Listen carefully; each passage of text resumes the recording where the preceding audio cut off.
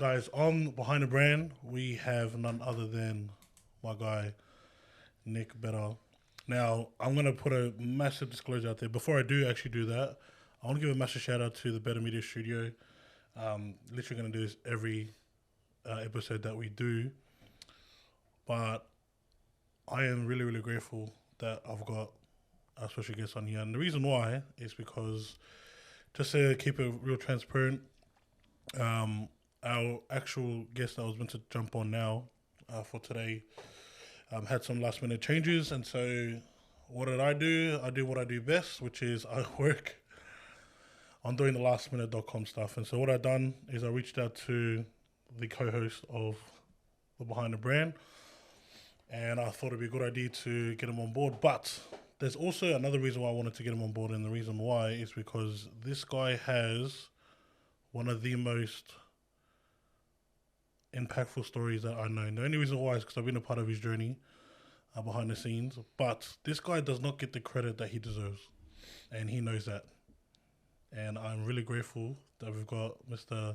Nick Betar, or aka Betar, on here. How you feeling, bro? Being on the other side. Yeah. As we've been setting up, I'm like, this is so weird. Like, I guess looking at what my guests look at, and I said to you before, like, it feels weird sitting in this chair, even though we're in the same chair. So I'm like, my chair feels so much better than this. Yeah.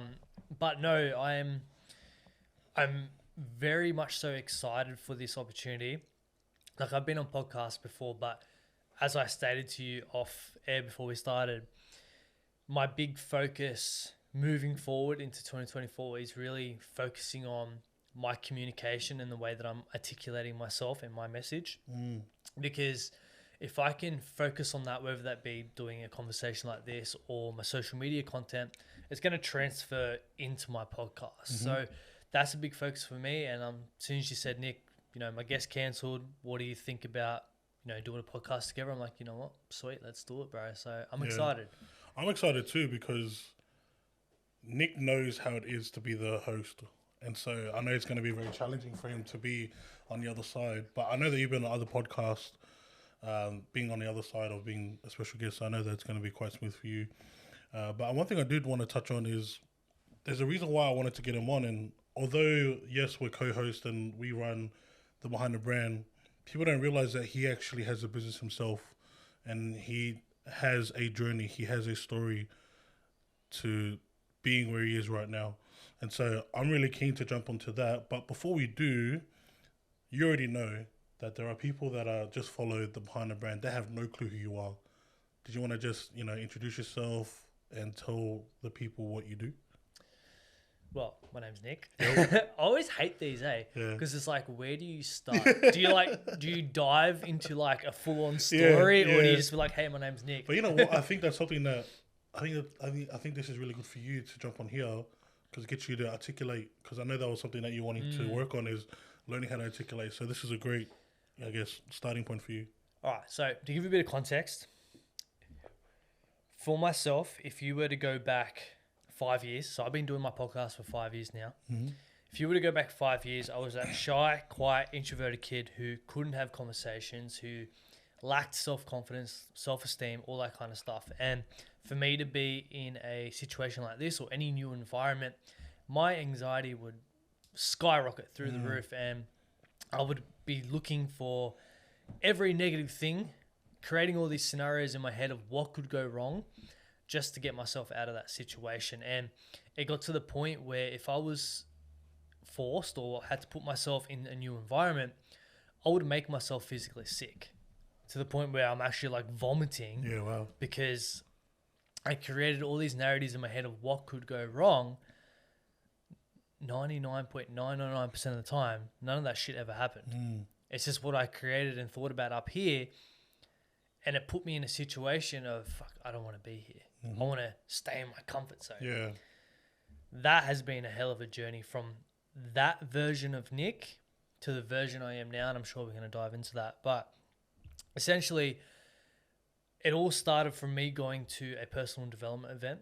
Now, if anyone out there knows who Gary Vee is, American entrepreneur, came to Australia in 2019 At the time, I was at university and I hated it. I didn't know my place. I felt lost. And the only reason I ended up in uni was I was injured at the time prior to enrolling.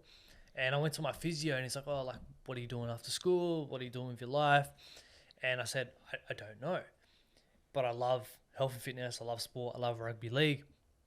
Because that was the dream I was chasing. I was like, I want to go to the NRL. But the reality is, not everyone's going to make it to the NRL and you need some sort of backup. He goes, have you thought about sports and exercise science? And I started really diving into that, looking into especially the colleges over in America. And we speak about America, the NRL. Yeah. Round 1 is today in America, which is going to be amazing. But I looked into all that. I'm like, holy shit. Like, imagine working with those types of athletes in that environment. Like, that would be amazing, right? So dived into university and I hated it. I am not someone that belongs in a university. And for me to do a sports and exercise degree, you think, oh, it's all going to be like physical thing. It was all theory, and I'm not a theory guy. I learn by doing. And coming back to business, the best way to learn business is actually by doing. I don't learn by reading papers and writing essays and shit like that. Like, no, that's not my thing. So at the time, head of uni, went to this personal development event where Gary Vee was speaking. And I remember sitting in the crowd. Gary Vee walks out on stage and I'm sitting there. I'm like, shit. Imagine if I could captivate a crowd like this. Imagine if I could be on stage speaking, sharing my message, my value. And remember, I'm that shy, quite introvert kid, right? Yeah. So I got this one voice saying, oh yeah, you can do it. And this other voice, which is just like overcoming me saying, who the hell are you to do that? Like, just stay in your comfort zone, little bitch. Like, just, you don't go out there. Don't try and put yourself in a situation where you have to talk to people. Like, that's scary. Don't do that. But I remember sitting with myself and saying, Nick, I can go down one or two paths. Well, essentially, I can stay on the path I am now, or I can branch off and go down a new path of putting yourself out of your comfort zone, learning how to communicate, and actually having an impact and finding out who you are and where you belong in this world. And I thought, that's scary, but I'm going to do it because I don't want to stay where I am now. The next day, I dropped out of university, started working in my family's business full time. And that's a funny story in myself because growing up, I was like, I never want to work in this business. Like, I hate it. I don't care about air conditioning, and I still don't care about air conditioning. Yet I found myself in the business. But hey, right this second, it pays for the bills and it's paid for this amazing studio. So I am actually forever grateful for it. But at the end of the day, it's not my passion. It's not something that I want to pursue for the rest of my life. Right now, it's a stepping stone to get me to where I want to get to on my journey.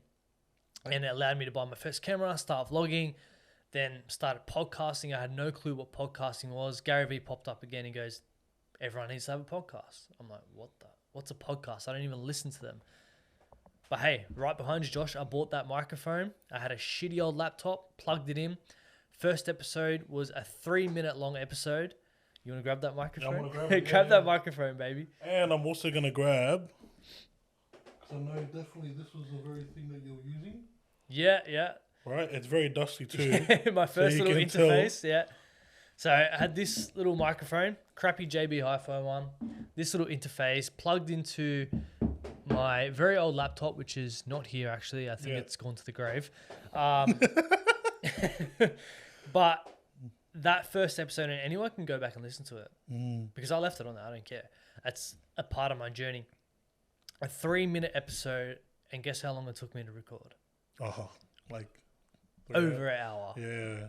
Over an hour because I thought it had to be perfect. Because you were like cutting it out, yeah? Like you're like, you started it and then after that I kept pressing stop, start. Oh no, I mumbled this word or like, I didn't know what the hell I was doing. But I did it and I put it out there. And for some weird reason, I kept going with it. I kept recording episodes. Then I got friends on and started having conversations with them, and I started to really find an interest in it because I was as naturally introverted. Like, social settings are not my thing, but one-on-one conversations, being able to dive deep and connect with someone was something that I realized, like, hey, I really enjoy this. And I had mates that jump on, and you think you know your friends, and then you jump on a podcast together and you just go another layer deeper. And you build a stronger connection there, especially when you're both opening up and you're being vulnerable about your journey and your story. Man, it makes that relationship so much stronger, man. But yeah, it just continued to grow and grow and grow. And 5 years later, nearly 300 episodes, 170 of them, I guess, episodes. So I've spoken to 170 people. That is crazy. Prior to me starting this podcast, I don't think I've spoken to that many people in my life.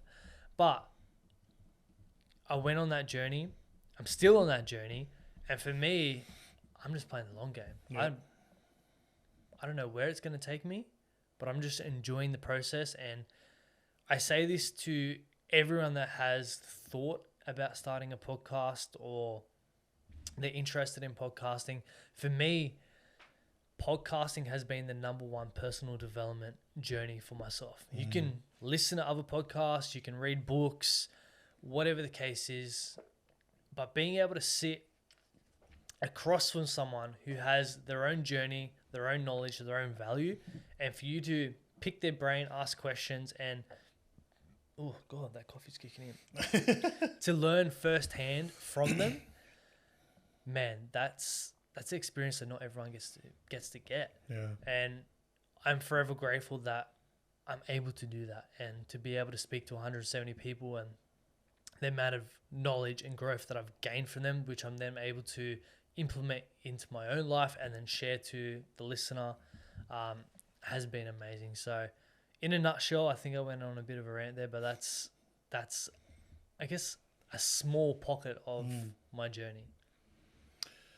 If there's one thing, I've got so many questions to ask, but I do want to do one thing, and I want to acknowledge you, bro, because I know, and funny enough, I know this because I've listened to the first podcast that you've done with yourself, like your solo podcast, and to see where you were then, to see where you are now, like a guy that would, press start and then press stop and then press start, like on your episodes, to now just fluently just being able to share like your story, like it.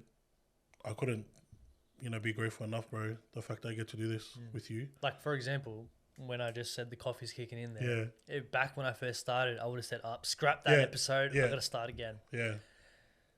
It's part of the journey. Yeah. Like, you have drink here. You're going to coffee. You're going to burp. You're going to, like, mumble your words from time to time. Like, who cares? Yeah. If you try and make everything perfect, well, then are you really being your authentic self? You're not.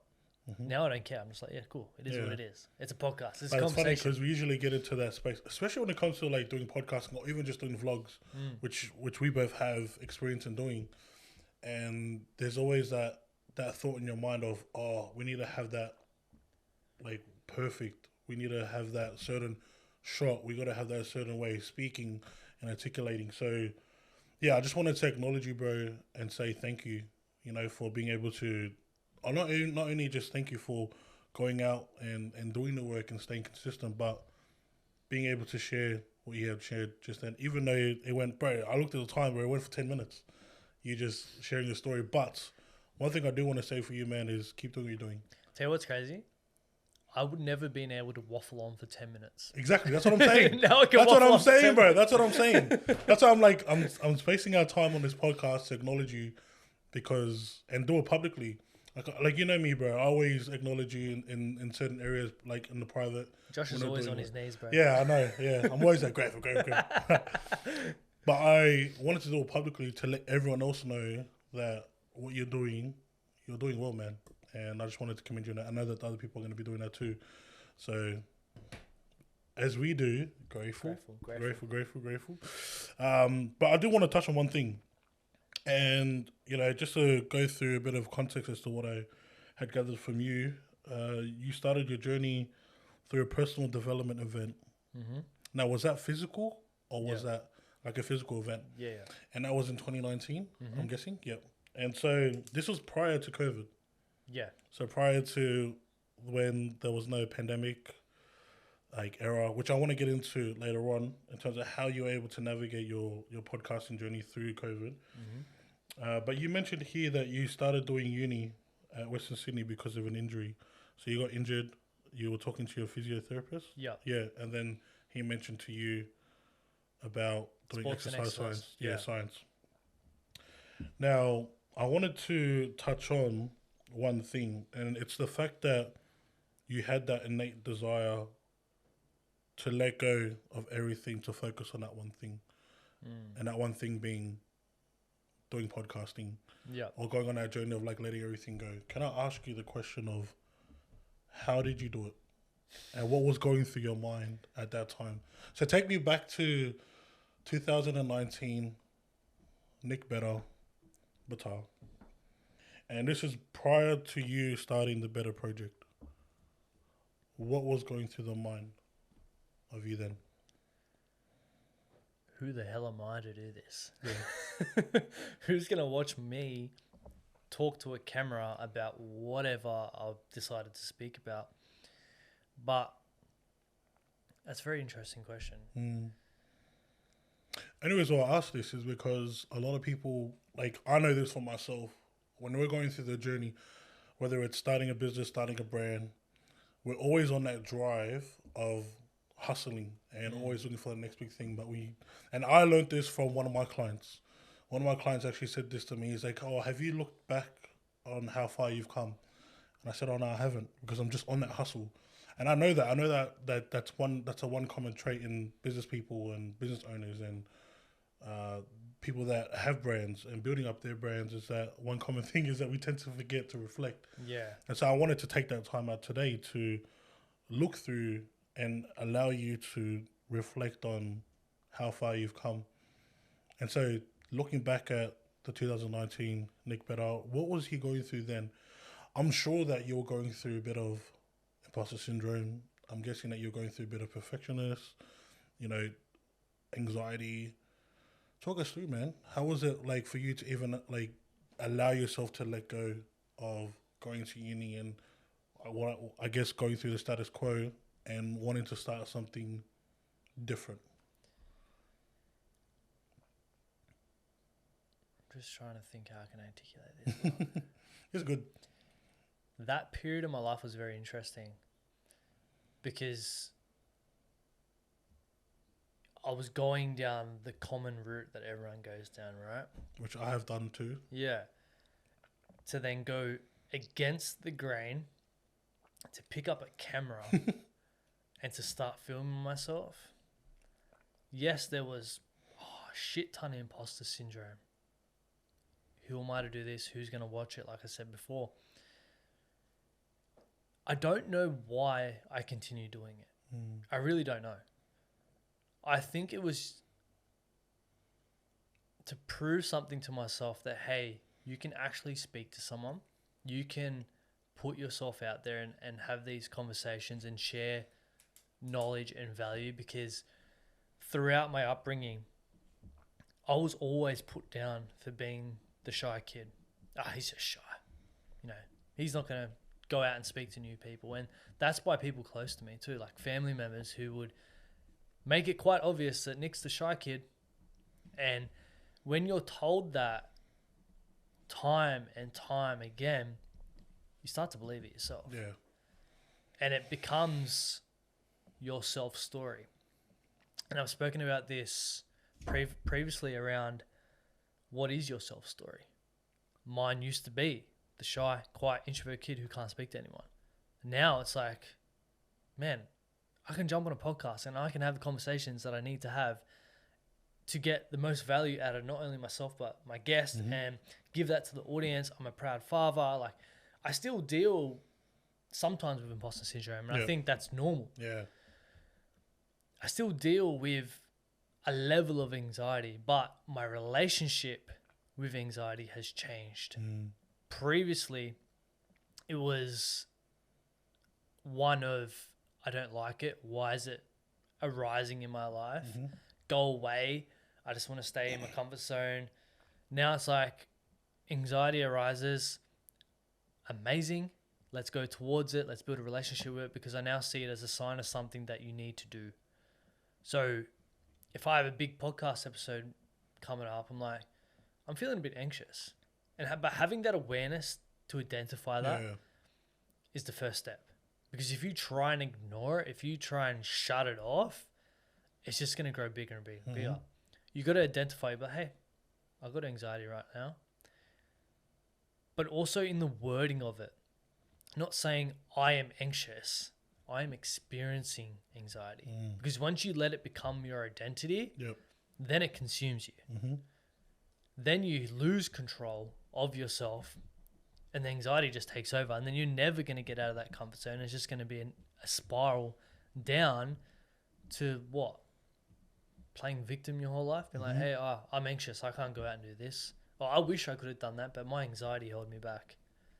Like, we live in a society now where people legitly use anxiety or mental illness or depression, whatever the case is, as an excuse not to go out there and do something.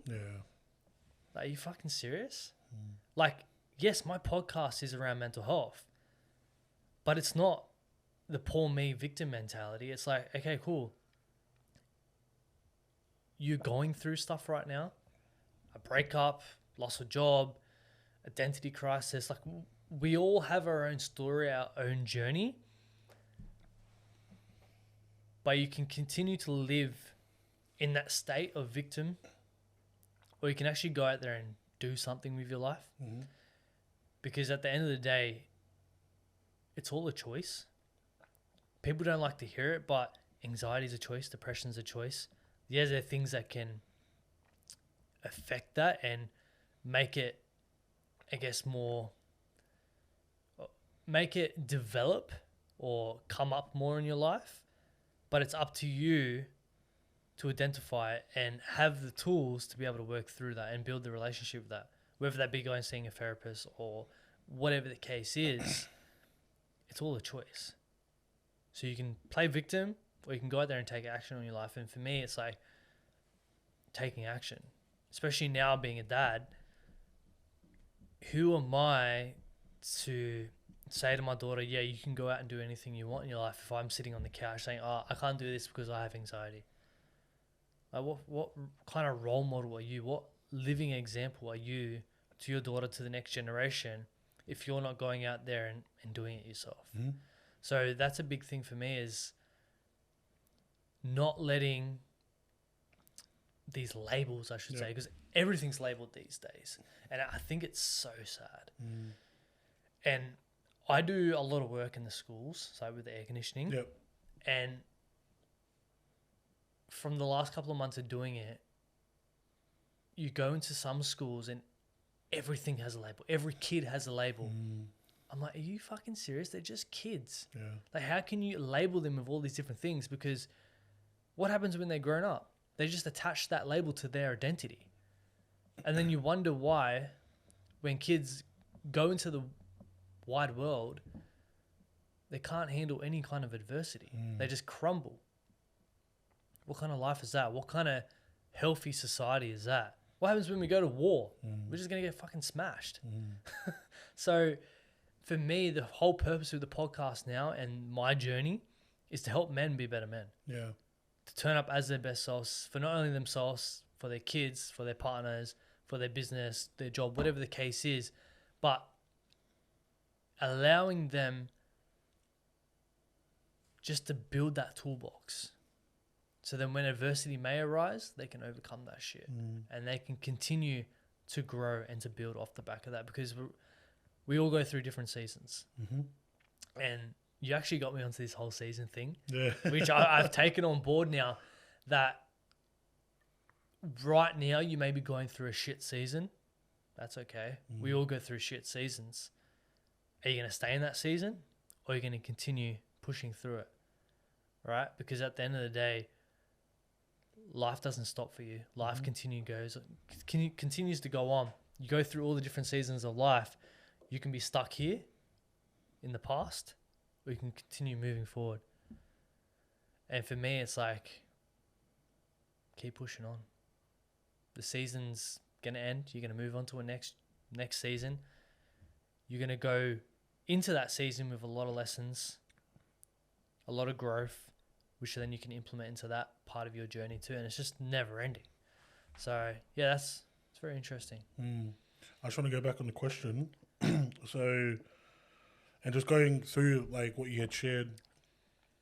So I ended up asking the question about how this all started for you in terms of you letting go of the university degree and continuing to do that and going full throttle on what we're currently going to be talking about right now, which is the Better Project and how that all come about. And what I'm gathering from what you had mentioned is, I ended up writing it down, is you had to kind of ask yourself the question, am I going to be the victim or am I going to take action? And you definitely had taken action. 5 years later, you can finally say that you took action and it took you to where you are now. But I wanted to kind of follow up with the question of looking at yourself now, being here 5 years later, and just looking back on how far you've come. What was the cost that you had to make from you taking action? So if you had to look back, look at the cost that was taken towards. If you look at the different experiences that you could have went through the victim mentality and said, you know what, I can't do this. I can't be a podcaster. I can't do what Gary Vee is telling me to do. So instead of that, I'm just going to be a victim. I'm going to continue to allow myself to carry the identity of being a kid that always deals with anxiety or that is shy, that is introverted. But you flip that and you started focusing on, no, I'm going to take action. I'm going to do the podcasting, even though I don't know. Which, funny enough, you did mention that. Like, you had no clue what podcasting was. You didn't know what this microphone was. You didn't know what this interface is. So if you're looking at that now, what did it cost you to get to where you are now in terms of taking action? A lot of stress and anxiety. So obviously it didn't fly away. No. It was very uncomfortable, especially in the beginning. And I'll say it cost me a lot of time. Yeah. Because pressing start and stop consumes a lot of hours of your day, and then you got to edit it all. Not even that, but even if you look at you reaching out to your guests constantly, like you mentioned here that you had 170 special guests that you had interviewed, 300 like podcast episodes in total, but 170 special guest episodes that you've done. So if you're thinking about it, there's more than 170 reach outs that you have done. Yeah. In addition to that. So yeah, just including that into what you were saying. Yeah. But going back to who I was as a person, I was never someone to go out and party anyway. I was just like always dialed in on something, whether that be my training for footy. As I said, the goal was the NRL, so I didn't go out partying. I didn't go hang out with friends, more so because I'd rather just stay with myself anyway. But I just put my time and energy into training because that was the goal I set myself out to achieve. So I was just going to go all in on it. Then it pivoted to, okay, this podcasting thing's pretty cool. I can easily put time and energy into that. I had no responsibilities back then. I didn't have a kid. I didn't have a partner that was serious at that time where I had to spend heaps of time. I didn't have bills. I was just living at home. So I could just work, come home, and then just focus all my energy into podcasting. And that's what I did. Get home, eat, straight into my room, and just be editing or recording or playing around with different things. And it consumes my life. Yeah. And I think they're the periods of your life that you look back on and you reflect and you're like, sometimes it's best to be naive when it comes to starting a business. Yeah. Because if I was to know now what it took to get to where I am now, would I have done it all again? Not many people would. Being naive is sometimes such a huge blessing. And I hear it time and time again with business owners like, yeah, I'm naive, but I was just so keen to jump in and learn. And then once you jump in, you're just all in. And it's kind of crazy looking back to say that this is my 5th year doing it all, and I'm in a studio that I built. Looking back to where I was in a spare bedroom in my parents' house, it's like, wow, I have actually come a long way, and I don't give myself the recognition for that, because you said it before, that we're always so busy chasing the next thing. I'm like, I'm here now, but I want to be over here. I want this. Like, I can do all these upgrades in the studio. I can get more clients. I can get more guests in. But understanding who I was back then to who I am now has been a massive journey and a massive period of growth for me. And I'm forever grateful that I actually dove in and I guess took that leap of faith and trusted in the process. And I didn't know where it was going to take me. I didn't even think it would last 5-10 episodes. Yet here I am today. It's crazy when you think about it. Yeah, that's amazing, bro. It's really amazing to see how far you've come from the 2019 Nick, which funny enough, I don't know. I don't know who that Nick is. Because when did we connect? 2021 or 20? Roughly. I think it was 2020 because I remember I interviewed you on the podcast. We interviewed each other. All right, let me ask you. That version that you interviewed compared to today? Completely different, bro. Yeah, completely different. I think, okay, if I look at it from a podcasting standpoint, the conversation, well, the last podcast that we done together in terms of your, like, the Better project, and we were pretty much flipped. I was on that side, you were on here. The conversation we had then to the conversation that we had the first time, completely different. And the first thing I would state is the fact that I think you knew that you were in charge, as in you had authority, and that carried throughout the whole podcast. The first, like the last one that we had done, but the first one, what I felt was you're still trying to find your foot, and you're still trying to find your identity. You're still trying to find your authority, in terms of being, okay, I'm the host, I'm the guy, and it's not in a cocky manner. It's a confidence matter. It's you being confident and being able to know, I know who I am.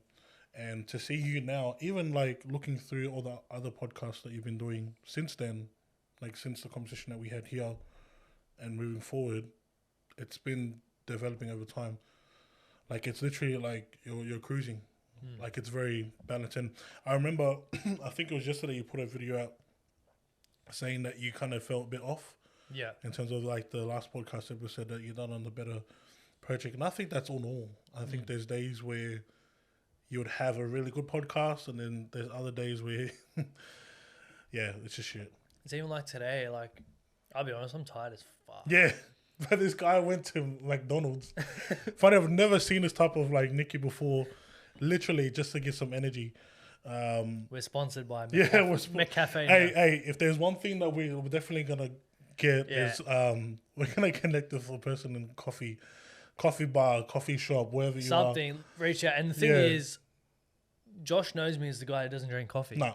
Oh, no, caffeine. Caffeine in itself. Yeah. This guy's literally like, he's all about natural drinking. I got a natural one here, Shine, but I was like, you know what? I want something a bit stronger here. Yeah. And I said, Josh, I'm going to Macca's. I'll be back in 5 minutes. Yeah, literally, like, I was just sitting here, I'm like, all right, let's just wait and see. But you know what it is? I think this is a great testament on how far Nick is willing to go in terms of getting the best version of himself. If that means drinking caffeine or going against his own rule, then so be it. But just going back to what we were like just having a conversation about, one thing I wrote here was being naive. And I know that within myself. I look at my journey with TKV, or even just all the other stuff that I've done. I look at it, I'm like, yeah, you had to be naive. You had to kind of look at yourself and ask, I don't know if this is going to work up. I'm going to do it anyways. So, it's good. It's good that you shared that. But what I wanted to do now is, because we haven't even dived into the main meat behind why we're on here. 40 minutes. We're on 35, so you're 3 hour pretty close. podcast coming up. Yeah, Joe Rogan, we're going for you.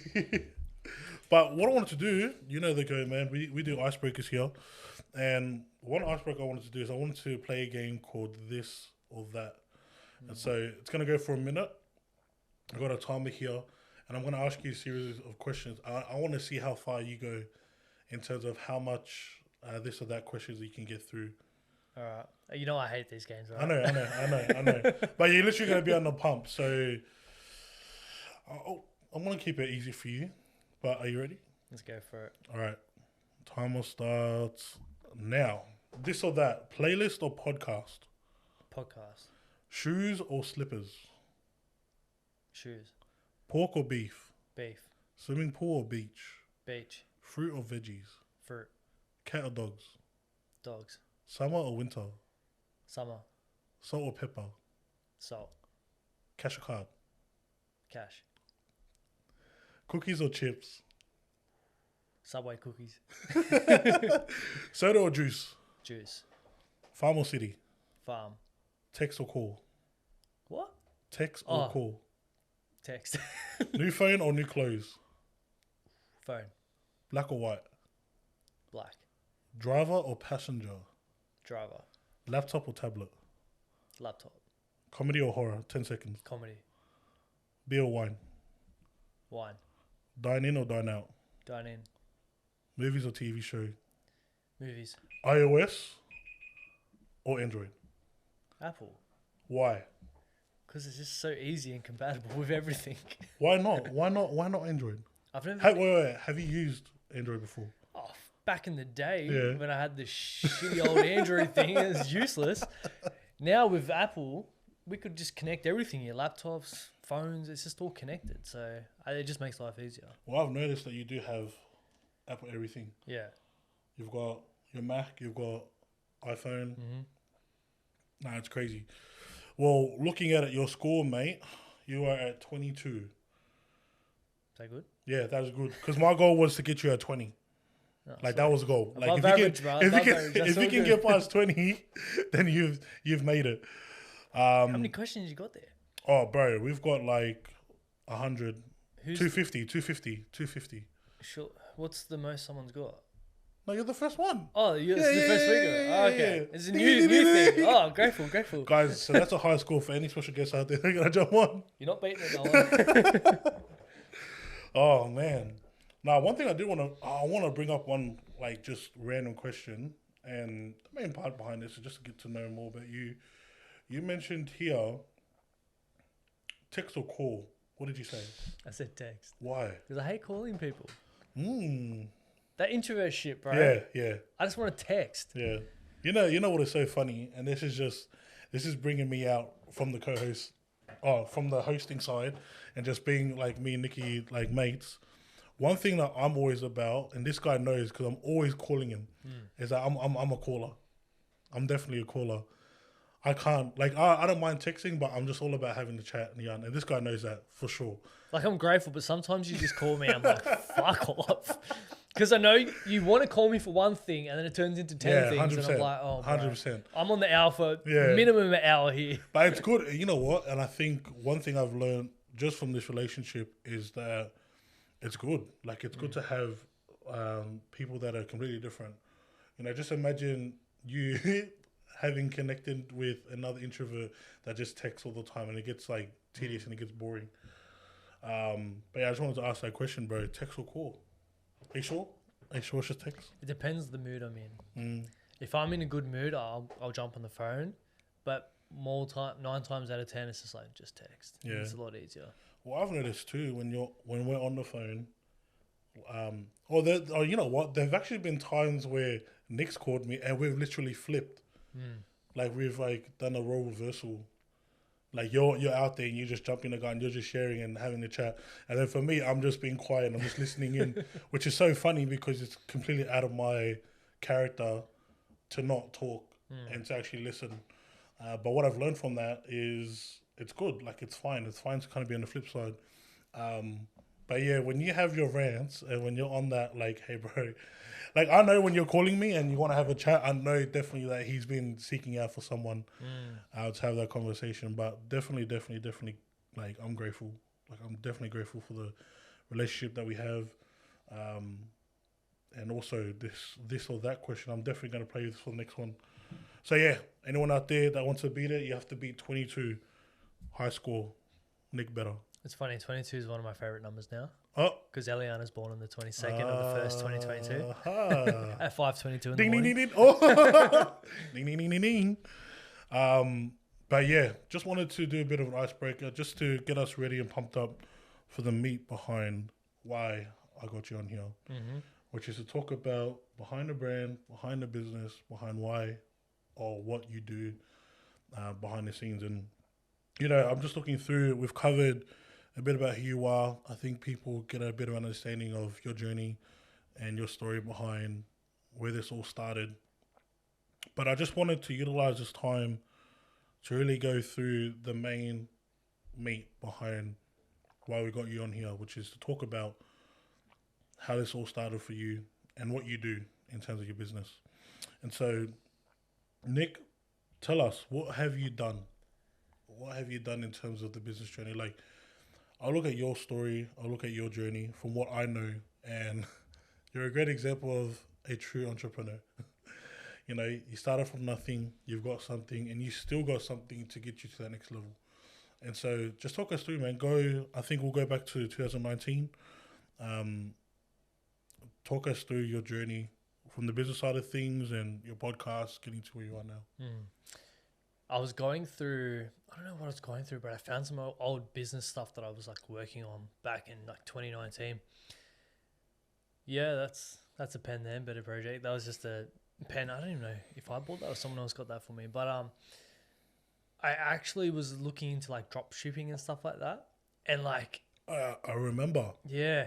Just like random products that I found on like these websites, and I was like, oh, I'm going to create like a landing page and try and sell them. It never eventuated into anything, but that was the mindset I was in of let's try all these new things and let's try and build a business, because I didn't know what I wanted, what I was passionate about, and what I wanted to pursue, but I just wanted to try new things. And no one knows that I kind of went down the line of trying to drop ship and all that kind of stuff. And then I wanted to do like health and fitness, personal training, and I mentioned the strength and conditioning stuff. Then what else did I do? The clothing brand, Better Life. It's Which I still got the shirt. Yeah, you still got it. And funny enough, just a PSA, I still wear this to this day. Oh, like, really? I wear it to the gym, bro. Like the red one that you gave me. Yeah. Okay. Yeah, I literally, like, it's funny. Like, if anyone gives me a shirt, right, and they gift it to me, I'll wear it full pride. And funny enough, I wear it to the gym a lot. And so, funny enough, that's when one of the guys actually looked at my shirt, the red shirt, and it actually sparked the conversation of like, oh, you know Nick? And I was like, yeah, like he's my mate. And then he's like, oh yeah, like, you know, I used to play with him, with Shannon. Yeah, Shannon. I think he said that he played with you, something around that. And I just thought about that. Like, it's crazy how far you've come, but it makes you, like, it made me realize about the shirt and about how, like, how easily marketed you can, and this is a really good tip for those out there. Like, it's literally subtle marketing. Like, I wear it all the time. Like, I literally have it in my bag now. I'm probably going to wear it to the gym too. But yeah, sorry, going back to what you were saying. So you went into doing clothing. So I started the clothing brand with my brother, actually. And I always wanted to do clothing because I would look up to someone, for example, Isaac John, YKTR, ex-rugby league player. So I had that kind of connection there. And I was like, oh, this is cool. Imagine if I could do a clothing brand. But I just never knew what to call it. And I would always play around with all these different names and logos and stuff. And one day my brother comes to me and goes, why don't you just call it Better Life? Like our last name, Betar, but like put a spin on it to say better and life, because we all want a better life. And I was like, that's interesting. Why don't we go with that? And I just, once again, I dove headfirst into it, and it just consumed my life. I'd be on the computer looking at samples and different logo designs and all the little details, and we brought it to life. now it wasn't successful at all. The first drop, I think it was just all friends and family, which is super grateful that you supported. Always. Then it just went downhill from there. It's just like, yeah, cool. They support you for the first one, and then it's just like, no one really cares. And that's the reality of business. No one gives a shit.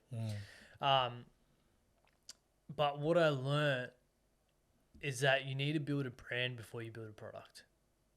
Yet I was building a product without no brand. Like, no one knew who I was. I was just starting out the podcast journey. So that was like not where it is today. And my brother lost interest in it. So then I took it on board, but then I didn't really have that strong of a connection to it anymore. And then it just kind of died. And then I decided, you know what, I'm just going to go continue with my podcast because that's my baby. That's what I started. Just focus on growing that. Now, when it comes to the brand Better Life, that brand is going to be coming back in some capacity soon. It's something that I want to bring back, whether it's just better, like my last name, or I do the Better Life thing too. But that's going to be coming back to some degree. I've thought about it. I'm like, oh, when I have some free time, I definitely want to dive back into that. But right now, I just want to build my brand and my message, and then I can focus on the product side of things later. So all in on the podcast, growing that, and then I built this beautiful studio for my podcast. And I actually had one of my guests come through, and he comes and he sits in the chair and he goes, have you ever thought about like renting out this space to other podcasters or other content creators? Like, you can make some money for it because it's not like you're using it all the time anyway. And I thought about it. I was like, that's a good point. And I remember just putting an ad on Facebook Marketplace saying, hey, podcast studio for hire. Then I had a couple of people reach out and I didn't know what price to charge. And I was like, oh shit, I'm looking at all these different studios and like they were like expensive, like more so what I charge now. I was like, oh, I can't charge that. So I charge like so low. I'm like, oh yeah, $50, $75 an hour. I look back now, I'm like, fuck, I was ripping myself off, bro. Ripping myself off. But I got the clients through and they loved the space. They loved what I built, the service that I provided. And then I was like, ooh, this could be something. And looking back, you know what the studio first looked like to now what it is now. It's like that in itself it's gone through different iterations. Last year, and I've disclosed this before, for a side business, for something that I didn't know was even going to make much money at all, I made $20,000 from this. This year in 2024, I've made 10 grand in 2 months. My goal is to make 50 or 60K from a side business, which I want to use to then pull back from my day-to-day job, which is air conditioning. So then I can put more time and energy into the business, into my podcast, and just continue growing that. So from something that I thought, oh, who knows, I might bring a little bit of extra cash, has now turned into something that is going to allow me to create the life that I want. And it just goes to show you just got to start something. You just got to take action. And that's a big piece of the puzzle that I share with everyone is like, you can sit here and you can think about taking action. You can read all the books. You can listen to all the podcasts. But the way that you learn is actually going out there and doing the thing that you want to do, because then you're going to have the setbacks. You're going to be faced with a bunch of adversity. And that's where you learn. That's where you come out the other side. And as I said, this studio's gone through different iterations because through having clients in here, I'm like, oh, I need to do this. I need to change this. I need to put the lights up there and like do all these different things to make the experience better for my clients, for my guests. And it's just continuing to growing. And I don't know where it's going to take me. But right now, I'm just focusing on the value that I can provide in hosting this space, in editing the content. Like I have a video right now for a client and I think I checked it this morning. It's at 14 million. Yeah. 14 million for a and video. He was in here. Yeah.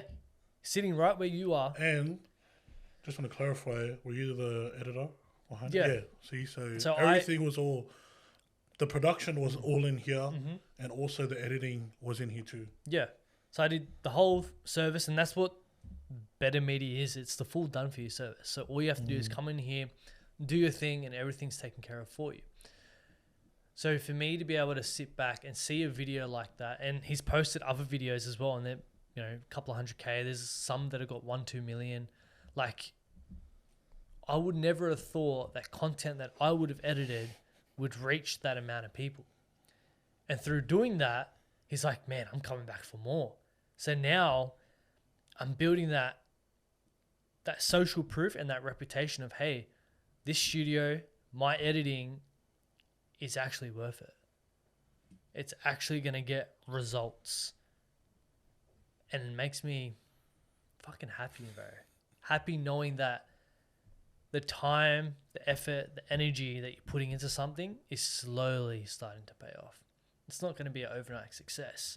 But through me continuing to turn up, putting in the work, building the business, it's all going to pay off. So the main business right now is Better Media.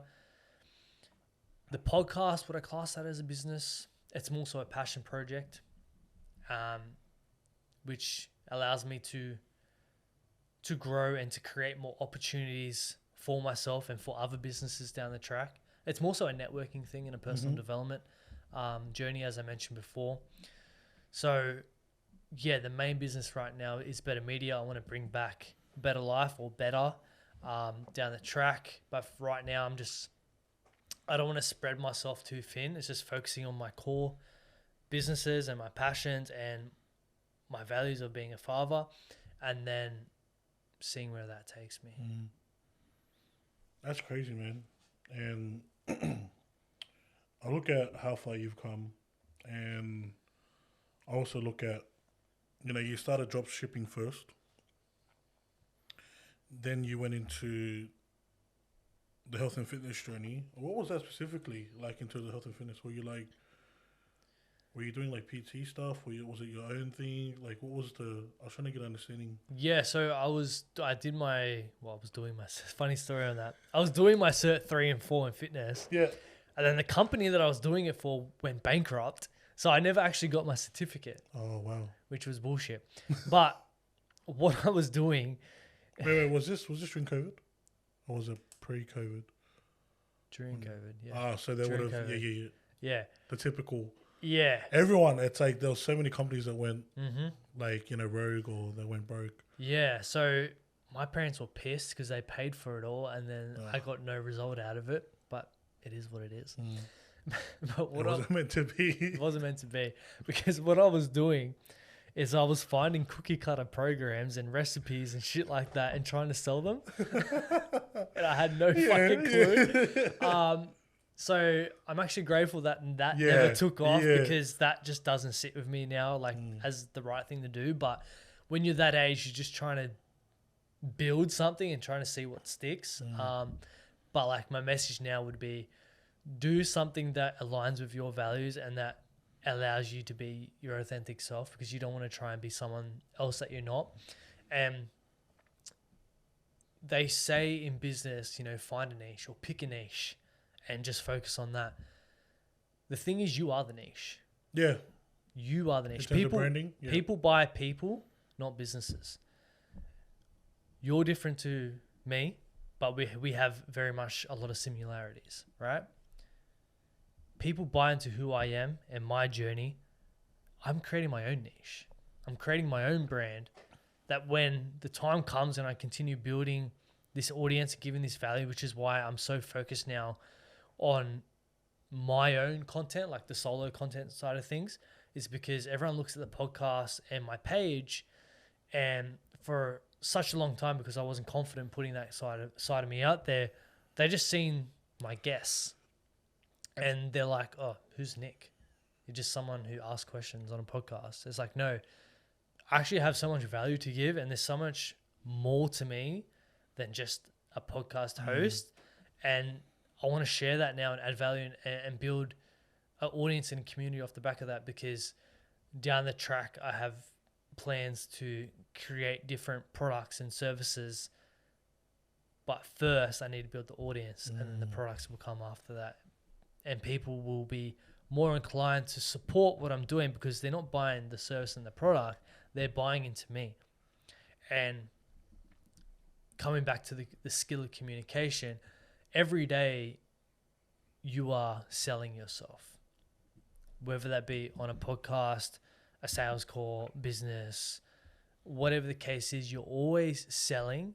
So you need to learn how to communicate and articulate yourself in a manner that doesn't come across as a slimy salesman, but comes across as someone who actually cares, who's authentic, and who actually wants to add value and help someone.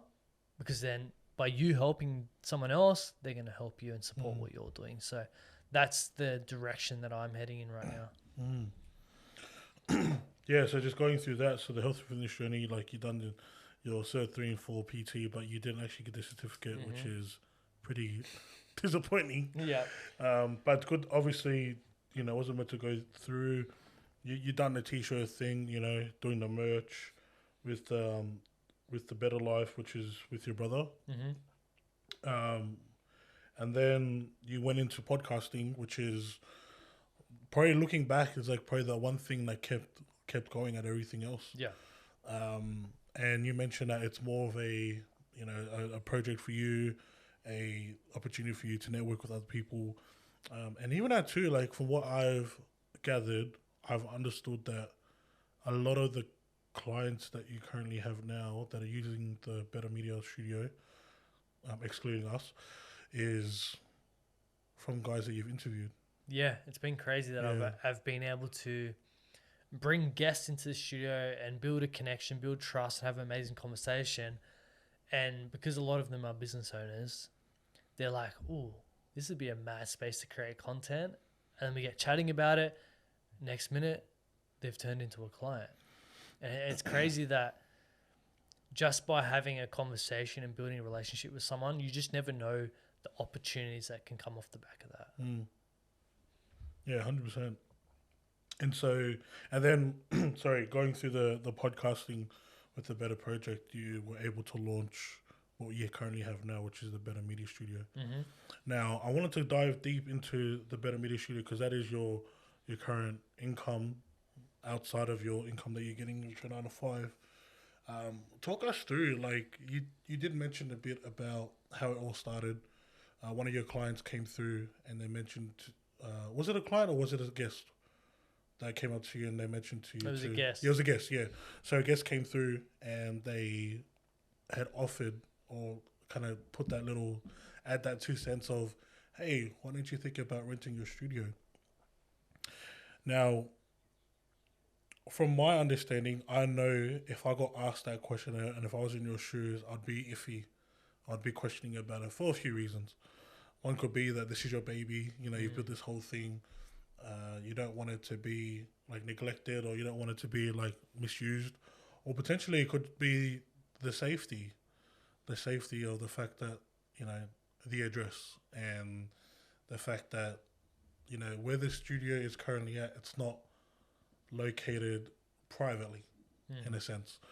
So talk us through, like, how did you navigate your thought from it being an idea to reality for you actually renting out your studio versus back then when it was just using, you were using it for the Better Project?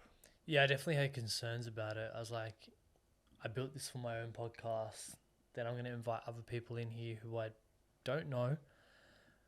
But I just seen it as an opportunity for extra income, to add value, to grow. And I didn't know where I was going to eventuate into. But I just had to trust that, well, more so just give it a crack because you don't know what's going to happen. I made sure I've got a security camera there just in case. But yeah, just putting the measures in place in case something went wrong that I could cover it.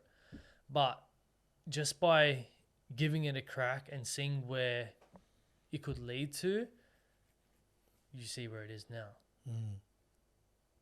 Yeah, I could have just sat on the fence and be like, oh, you know, it would be cool, but this holding me back. Where's that going to get me? And I'll be honest, if it wasn't for the income of this studio, I would be pretty stuffed right now financially. Yeah. Because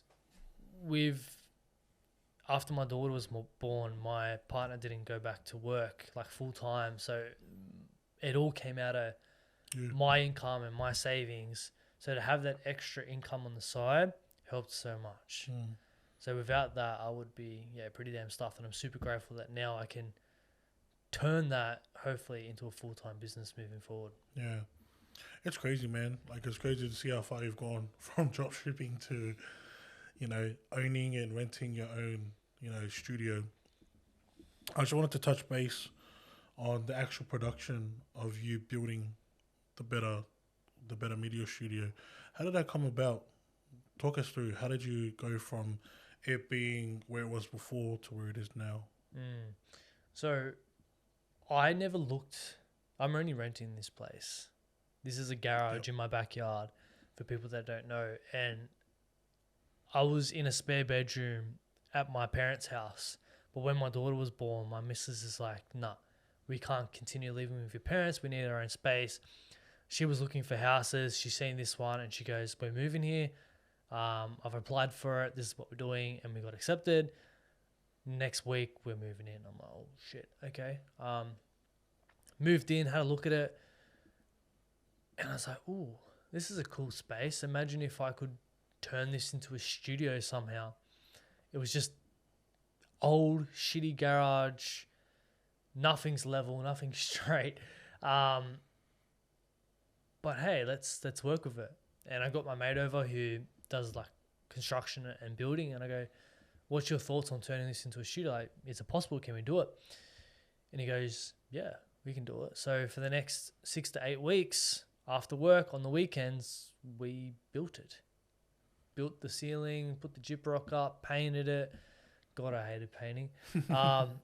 But we got it done. And I'm forever grateful that I actually put so much time and energy in. I documented that. You can go onto my Instagram and see where it started to where it is now. And I think it's in your highlights. Yeah, it's in my highlights. You can go check that out. Like building the wall there, the dividing wall, like all these little details that me and my mate did, and I'm super grateful for him. Shout out to Mick for putting that time and energy into helping me to build this, because without him, I wouldn't be able to provide this service, and I wouldn't have been able to take my podcast to that next level. So, yeah, that in itself has been a journey, and then coming back to like this studio has gone through many iterations from the get-go, because I didn't know what I wanted it to look like or the layout or anything like that. So I just kind of chuck shit in here and hope for the best. And then it's just kind of evolved into what it is now. And still now I sit in here, I'm like, oh, I want to change certain things and I want to continue building it. But what I love about this space most is I've had many people come through and they go, oh, we've gone into other studios before, but it's just like a warehouse, and it gives that cold commercial feeling. Whereas you walk into here and it's actually like a cozy studio. Like it makes you feel like home. You're not just in a cold warehouse. You're not just another number. It's like, oh, I'm coming into my home and I get to record content. So that's what I love about it. And I obviously have that personal connection to the space because I built this with my bare hands. So yeah, I'm forever grateful for this space. It's pretty awesome. One thing I do want to mention too is the aircon. Ah. The amount of people, like, well, we're at episode 4 now with you. The last 3 episodes that I've done with the boys, bro, they're all saying the same thing. Yeah, well, it's been 40 degrees outside. Yeah. They're walking in and they're thinking like, oh, it's probably just going to be in this little shack. Because they walk through and they're like, I think Marco Falalo said that in the last podcast. He's like, yeah, it's definitely... he said something, I'll bring it back later, but he was even shocked too to be like, yeah, you'd never think that inside that garage is this studio. Yeah, don't judge a book by its cover. Yeah, that's what he said. Yeah, that's what he said. Don't judge a book. It's a great example of that. But yeah, man, you've literally come a long way, and I even look around too. And funnily enough, I actually have been at the spare room. I've done the podcast with you there too, right. So I've seen the journey and where you've come. I've even been through the COVID scene, through the pandemic. I've been interviewed by you too, so I've kind of gone through it myself. But yeah, there's definitely been growth, man, and I'm so glad that even though this was last minute, even though this wasn't planned, I'm glad that we're able to have this conversation where you can share your journey. Can I ask you though, as you've been sharing the journey of you, going from dropshipping to doing a health and fitness journey where you didn't get the certificate, he needs it back, guys. He might need it later on. Like going through that and then starting, the Better project, and then now doing the Better Media Studio and renting out the studio. You've shared the journey. You've even shared the journey of you building, the production side of the studio. I wanted to ask you. There's definitely been some lowlights, and I've been a part of it, just with you. But there've definitely been some points where you felt like, that's it, I'm done. I'm gonna throw in the towel. We know now that you still haven't. You still haven't thrown in the towel. You still haven't, given up and said, I quit. Can you take me back to the biggest low point that you had through your journey with the Better Media Studio, specifically? We discussed this when I was building it. Remember, it took so long, and it actually, I wasn't recording anything. I wasn't creating any content because, once again, I was in a spare bedroom in the house here, and I just hated it. I didn't feel comfortable. And every time I'd go to record, it's my partner's out there, my daughter's out there crying. Like, I'd feel guilty doing that. And it just didn't feel good to do it. But then that put me in a bit of a hole because I enjoy creating content. I enjoy having conversations with people, yet I wasn't able to do it. And the studio just dragged on way longer than it should have. What was the plan? So the expected plan for you was how long? I was hoping like a month. Yeah. It took two and a bit months. Yeah. And it just really held up the progress, and I felt like I wasn't growing, I wasn't achieving anything, and I had all these goals for what I wanted to do with the podcast, but I couldn't do it. And there was all these guests that I lined up and I wanted to speak to, but couldn't do that. So physically? Yeah. Yeah, you want to do it physically, not virtually. Because I remember back then you were doing it virtually. I did everything virtually, and I hated every single minute of it. Like, there was obviously some good conversations, but on a whole, I did not like it at all because you can't connect. You can't feel that energy with someone like you do sitting across from them in physical form. So I wanted to get this studio up and running so I could get back to focusing on the thing that I really love and what I enjoy. So that was a really low period of, fuck, hurry up. Like, I want to do this thing, but it also taught me a lot of patience too. So looking back, I'm actually grateful for that time because it allowed me to really reflect on myself and be patient and think about the direction that I want to go with it all. So that was a very low point. And looking back at it now, people are like, are you serious? Like, you're just looking about an extra month and not being patient. But when it's something that you really love and enjoy, and a lot of people would have experienced this during COVID where you're locked in your house and you can't go out and exercise or go and see people, like, that takes a toll on you, even if it is for a short amount of time. So it took a toll. It wasn't massive, but compared to everything else, I'd say that was probably one of the, I guess, lowlights of that period. Everything else has just been a part of the journey, just the ups and downs, and just embracing it for what it is. Because as we know in business, it's not all sunshines and rainbows, and you're going to have your setbacks, but it's like, okay, cool. How can I grow and how can I evolve off the back of this? Another low light would be doing certain projects for the sake of money, even though you didn't want to do them. Yeah. So for me, I had bills to pay, and someone would go, hey, can you come do this videography thing?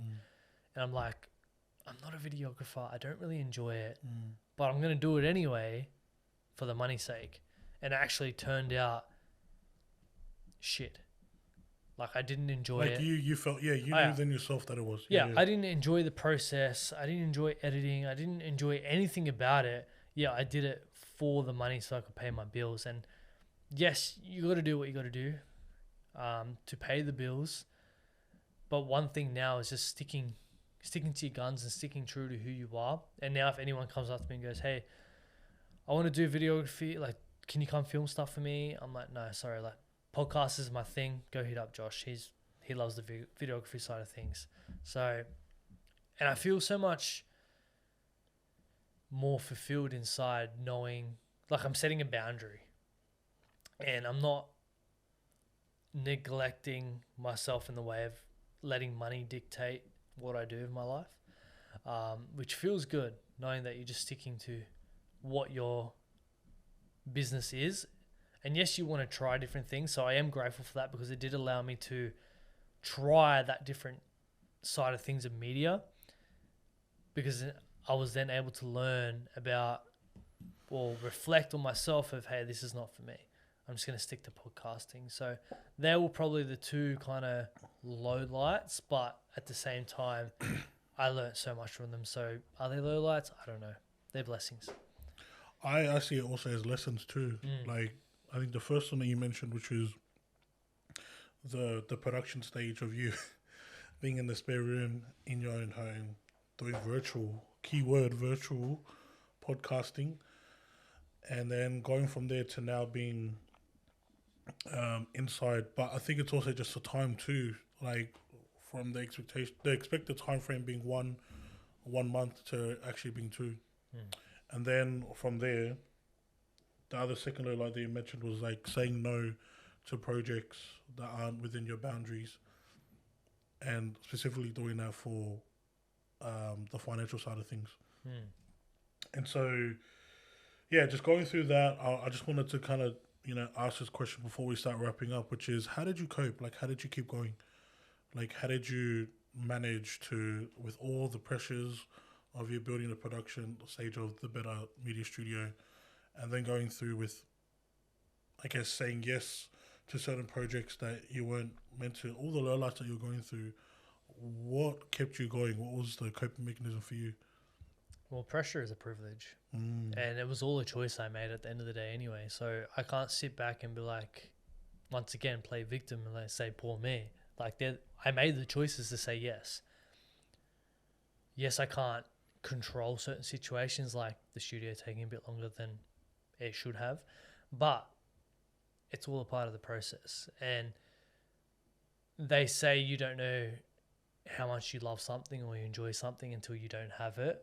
So that period of me not having the podcast side of things, it really allowed me to miss it and grow and made me realize, like, fuck, I really love this. I really enjoy it. So when I get the opportunity to get this studio up and running, man, I'm not going to take that shit for granted. I'm going to go all in and work on my craft and get amazing people in here. And last year was the biggest year of the podcast ever, just because I went all in and the studio took my content to a whole new level because people take you seriously now.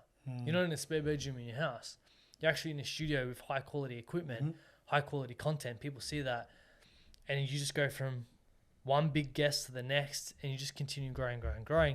And now I'm at a stage where I can actually get some big names in here and it feels good knowing that I've built something so special like this.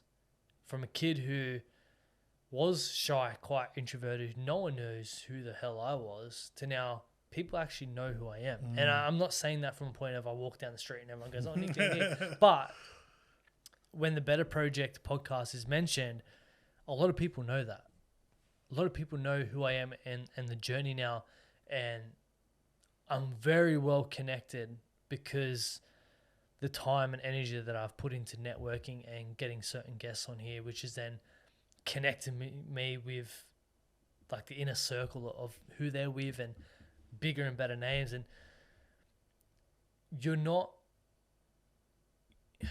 going to connect with the people at the top straight away. It's like, how can you find into that circle? Yeah. Connect with the outer layer and just go one layer at a time until you get to those top people. And that's the thing with podcasting. You're not going to get the biggest names straight away. For example, let's take Penrith Panthers, for example, right? NRL team. And this is a circle I'm actually working on at the moment, right? Nice. I'm like, cool. How do I get some of the big players like Nathan Cleary or stuff like that on the podcast? All right, let's go a layer out. Like outside of that, I get James Tuhuna, which is one of their wrestling coaches. I get him on. I'm working on their mindset coach. He's going to be coming on in a couple of weeks. So I'm getting the outer layer, which they're going to connect me with the inner layer, which is the Nathan Clearys and some of the bigger players. And then they may connect me with different circles as well. So you got to work yourself in. You can't just be like, oh, I got a podcast. Come on. Like in an entitled way. Like no one gives a shit that you have a podcast. You got to earn the right. You got to put in the repetitions. You got to have the connections and the relationships and the social proof of, hey, like this guy's actually building something. Like I went from like, and followers don't make a huge difference, but I went from 4,000 to 12,000. Content went up. Everything's gone up.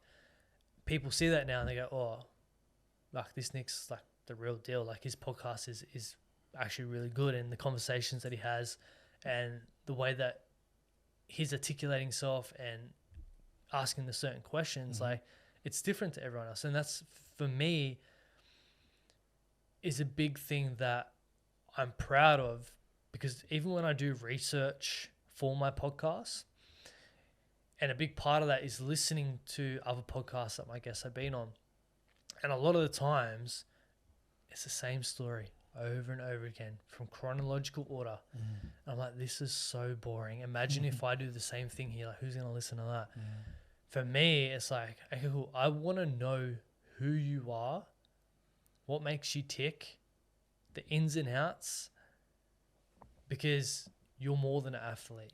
You're more than a business owner. You're actually a human being. And I think that's where also the concept of behind the brand came from, is coming back to people by people. It's not all about the business. Yes, the service and the business is important, but people want to know the person behind that brand too. And that's why we started this, to just focus on the business side of things. Whereas me, yes, I talk to business people, but I feel like it's on a more of an intimate level, focusing on the mental side of things. Whereas behind the brand's more of a business thing, which is also why I let you take control of it, because it would kind of feel weird if I was doing it. Like I wouldn't be able to separate the two. So I'm just the ideas guy, and I'll let you take the action on it. But just connecting, just networking with people and working your way into the circles that you want to be in. It takes time, but that's why it's called networking, because it takes a lot of work, a lot of energy to do that. But yeah, last year was one of the biggest years of the podcast, and this year is going to go to a whole new level too. Yeah. So that's how you're able to cope, is actually going through and just networking and constantly networking with your special guests. You got to continue moving forward. Yeah. Like if you just sit there and go poor me and play victim, like it's just going to continue building up in your head. So it's like, okay, cool. What can I control? Well, I know the studio is going to be built in 2 months' time. So like, let's start networking now. So I have guests lined up for that period. Yeah. Let's start planning these episodes, or planning solo content, or planning how the studio is going to look. So then when it is, the foundations are built, I can come in here and quickly put it all together. So focusing on the things that you can control and not getting so caught up on everything that you can't control, because you're not going to be able to control everything. And if you get stuck in trying to control the uncontrollables, it's just a never-ending battle. So you just focus on what you can control. It's funny, I was just going to follow through by asking if there's any piece of advice, but I think you've already given it. But is there any actual advice that you want to give to those that are either wanting to start a podcast, either wanting to start their business journey, or that are currently on their journey and wanting to grow? A big thing that's been sitting with me lately is, what story do you want to tell? The one of working your 9 to 5 job, having kids, buying the house, living life safely, retiring, maybe doing a few holidays here and there. The Aussie dream, the typical life that society tells you that you gotta live, or going against the grain. Starting a business, pursuing your passions, your purpose, climbing up the mountains, getting knocked down to the bottom, climbing different ones, like finding your path, finding who you are and your place in this world, and learning and growing along the way, so that when your time is all up and done, you look back in your life and you're like, fuck, I gave it a crack, eh? Like, I actually gave life a good damn crack, and I don't have any regrets. Because you look at people that are on their deathbed, they always have regret of, I wish I did this. I wish I experienced this. I wish I gave this a crack. I wish I was this type of person instead of living in my comfort zone and working a 9 to 5 job. It's like, is that what you want to be remembered for? Oh yeah, Nick, he went out there and worked his 9 to 5 job, and you know, he retired and he was happy. Was he really happy? No. Like, no one gives a shit about that. What story do you want to tell? You look at all those books behind you, they all have strong stories of adversity and overcoming that and going against the grain. And for me, especially right now where I'm in the crossroads of, yeah, I am working that 9 to 5. I'm not going to sit here and be like, oh yeah, I'm living my fantastic life. I'm creating, or I'm living the life of my desire. But I'm on the journey of doing that. And I'm on the crossroad of building this business, the Betar Media business, which is then going to allow me to break away from society and go against the grain and create the life that I desire for not only myself, but for my family. So yeah, you got to take action and focus on the things that you can control. And just think about, what story do you want to tell to your kids? Even if you write a book, whatever the case is, but what story do you want to share? Wow. For a guy that knows you well, that hit me. Grateful, bro. Grateful for you coming out and, you know, taking your time in your own studio to do this.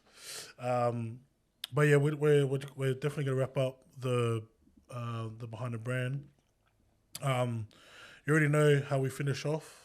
There's a special guest question that our previous special guest had asked, and they're gonna ask you the question. And the question is this: why did you start? Why not? Why not give something a crack? But why did I start? I think about it now, and coming back to what I said, everyone knew me as this shy, introverted kid. So I look at it now, and it was like to prove something to them, to myself, that hey, yeah, I am shy, yeah, I am introverted, but it doesn't mean I have to be stuck in that identity my whole life. Like, I can actually go out there and be out of my comfort zone and have the conversations and go out and achieve anything that I want in my life. People have the misconception of, once you get this identity or this label, like, that's you. You're the NRL player, you're the business owner, but you wear so many different hats. And coming back to the niche, like, you are your niche. Everyone is an individual for a certain reason, right? If we were all the same, how boring would life be? Yeah. We all have our own hobbies, our own passions, our own way of doing certain things, and that's what makes life beautiful. So just focus on being your authentic self, turning up as your best self, and just enjoy life for what it is, and enjoy the journey, man. Yeah, 100%. And so obviously with the question that you've answered, you're obviously going to ask a question for the next special guest, which we're going to do outside of this. But if there's any people out there that want to follow you on your journey, what's the best way that they can connect with you? Just Instagram. Nick Betar Official. That's has all my podcast stuff, all my personal stuff. All the links are in the bio for anything you want, really. But yeah, that's probably the best place is my Instagram. And if people are wanting to rent out the studio, what's the best way to contact? Same thing, Instagram. That can be through the Nick Betar Official or my Better Media page as well. Just hit me up, ask anything you want. I'm happy to help, happy to add any sort of value that you need. And then, yeah, hopefully we can work together. Yeah, sweet. So for those out there that are listening to this on YouTube, the links will be down in the description. But for those out there that are listening on Spotify or any other audio platforms, make sure you guys check our Instagram page. But other than that, that's all we got for today. Nick, grateful. Put the grateful sign. Grateful, bro. Grateful. Grateful again for jumping on board. And for those out there listening, thank you guys for tuning in. And we'll see you guys in the next one.